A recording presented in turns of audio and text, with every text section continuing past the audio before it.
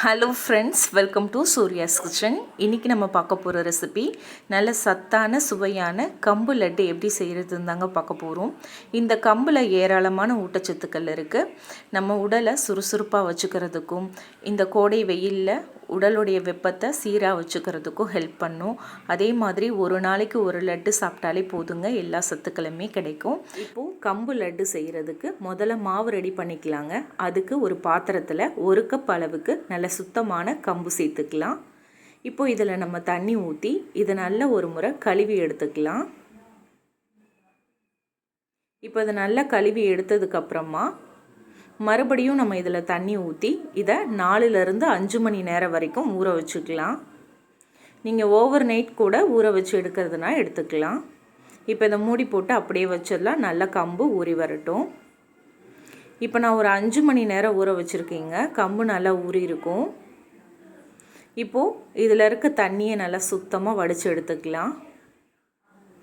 தண்ணியை வடித்து எடுத்ததுக்கப்புறமா ஒரு சுத்தமான துணி விரிச்சிட்டு அந்த துணியில் கம்பை கொட்டிட்டு இதை நல்லா உலர்த்தி எடுத்துக்கலாம். வெயில்லையோ இல்லை ஃபேன் காற்றுலையோ நல்லா முழுமையாக ஈரம் போகிற அளவுக்கு நல்லா காய வச்சு எடுத்துக்கோங்க.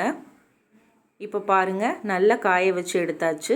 இப்போ இந்த கம்பை அப்படியே நம்ம ஒரு வாணலியில் சேர்த்துக்கலாம். சேர்த்துட்டு அடுப்பை மிதமான தீயில் வச்சுட்டு இதை நல்லா வறுத்து எடுத்துக்கலாம். ஒரு 5 நிமிஷம் வரைக்கும் நல்லா வறுத்துக்கோங்க. கம்பு வறுப்பட்டு நல்லா வாசனை வரும். அதே மாதிரி படப்படன்னு ஒரு சத்தம் கேட்கும். அது வரைக்கும் நல்லா வறுத்துட்டு ஒரு அகலமான தட்டில் கொட்டி இதை ஆற வச்சுக்கோங்க. இப்போ இதை ஆறிட்டு இருக்கட்டும். இப்போ அடுத்ததாக நம்ம கம்பு வறுத்த அதே கடாயிலேயே ஒரு 1/2 கப் அளவுக்கு வேர்க்கடலை சேர்த்துக்கலாம். நான் வறுத்த வேர்க்கடலை சேர்த்துருக்கேங்க. அதனால் அந்த வேர்க்கடலை சூடேற அளவுக்கு மட்டும் ஒரு 2 நிமிஷம் மட்டும் வறுத்து எடுத்துக்கலாம். நீங்கள் வறுக்காத வேர்க்கடலைனா ஒரு 5 நிமிஷமாவது நல்லா வறுத்தெடுக்கணும். இப்போ அடுத்ததாக அதே கடாயில் 1/4 கப் அளவுக்கு எள்ளு சேர்த்துக்கலாம். சேர்த்துட்டு இதையும் நல்லா வறுத்தெடுத்துக்கலாம். எள்ளு படப்படன்னு பொரியும், அந்த அளவுக்கு வறுத்துக்கோங்க. ஒரு 2 நிமிஷத்துலேயே நல்லா வறுப்பட்டு வந்துடும். 1 கப் கம்புக்கு 1/2 கப் வேர்க்கடலை, 1/4 கப் அளவுக்கு எள் எடுத்துருக்கோம். இப்போது எள் வறுப்பட்டதுக்கப்புறம் இதையும் ஒரு தட்டில் கொட்டிட்டு எல்லாத்தையுமே நல்லா ஆற வச்சுருங்க. இப்போ கம்பு நல்லா முழுமையாக ஆறினதுக்கப்புறமா ஒரு மிக்ஸி ஜாரில் சேர்த்துட்டு நல்லா ஃபைன் பவுடராக அரைச்சி எடுத்துக்கோங்க. சரியாக 2 நிமிஷத்துக்கு அரைக்கணும். 1 நிமிஷம் அரைக்கும் போதே மிக்ஸி சூடாச்சுன்னா இடையில கொஞ்சம் கேப் விட்டுட்டு அதுக்கப்புறமா நல்லா அரைச்சிங்கன்னா நல்லா மாவாயிரும். கொரப்பாக இருந்துச்சுன்னா நீங்கள் சலிச்சிட்டு மறுபடியும் கூட அரைச்சிக்கலாம். இப்போது இந்த மாவு வேறொரு பாத்திரத்தில் மாற்றிட்டு இப்போ அதே மிக்ஸி ஜார்லேயே நம்ம வறுத்து வச்சுருந்த வேர்க்கடலையை தோல் நீக்கிட்டு போட்டுக்கலாம். கூடவே நம்ம வறுத்து வச்சுருந்த எள்ளையும் போட்டுக்கலாம். எள்ளும் வேர்க்கடலையும் ஒன்றா சேர்த்து பல்ஸில் ஒரு 3 பல்ஸ் கொடுத்து எடுத்துக்கோங்க. கொஞ்சம் கொரப்பாக இருக்க மாதிரி. இப்போ அடுப்பு ஆன் பண்ணிவிட்டு கடாய் சூடானதும் நம்ம அரைச்சி வச்சுருந்த கம்பு மாவை போட்டுட்டு ஒரு 2 நிமிஷம் மட்டும் மீடியம் ஃப்ளேமில் இதை நல்லா வறுத்தெடுத்துக்கலாம். இந்த ரெசிபி உங்களுக்கு பார்க்கும்போது ரொம்ப பெரிய ப்ராசஸ் மாதிரி தெரியும். மாவு அரைக்கிறது மட்டும்தாங்க டைம் எடுக்கும். மற்றபடி நம்ம செய்கிறது ரொம்ப ஈஸி. நம்ம கொஞ்சமாக செய்கிறதுனால மிக்ஸி ஜாரில் அரைச்சி செய்கிறோம். நீங்கள் அதிக குவான்டிட்டியில் செய்யும்போது மில்லில் கொடுத்து கூட மாவு அரைச்சி வாங்கிட்டு எப்போல்லாம் தோணுதோ அப்போ கூட நீங்கள் டக்குன்னு செஞ்சுக்கலாம். இப்போ அடுத்ததாக நம்ம மாவை வறுத்து எடுத்ததுக்கப்புறம் அதே கப்பில் 3/4 கப் அளவுக்கு பொடிச்ச வெல்லம் எடுத்துக்கலாம். இப்போ அதில் 1/4 கப் அளவுக்கு மட்டும் தண்ணி ஊற்றி, அதாவது ஒரு 50 ml அளவுக்கு மட்டும் தண்ணி ஊற்றி வெல்லத்தை அப்படியே லோ ஃப்ளேம்லேயே வச்சு கரைச்சி எடுத்துக்கோங்க. பாகுப்பதம்லாம் அவசியம் இல்லை. வெல்லம் நல்லா கரைஞ்சாலே போதும். கரைஞ்சதும் ஸ்டவ் ஆஃப் பண்ணிடுங்க. ஆஃப் பண்ணிவிட்டு ஒரு வடிகட்டியால் ஒரு பாத்திரத்தில் வடிகட்டி சேர்த்துக்கோங்க. வெல்லத்தில் மண் தூசியெலாம் இருக்கும், அதனால தான் நம்ம வடிகட்டிக்கிறோம்.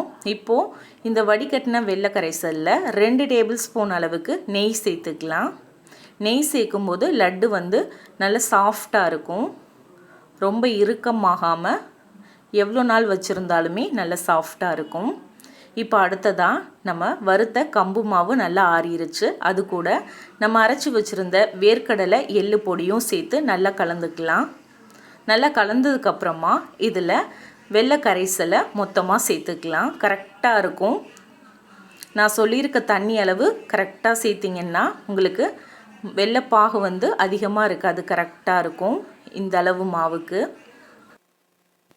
மிதமான சூட்டில் சேர்த்துக்கோங்க. ரொம்ப சூடாக இருக்கும்போது சேர்க்காதீங்க.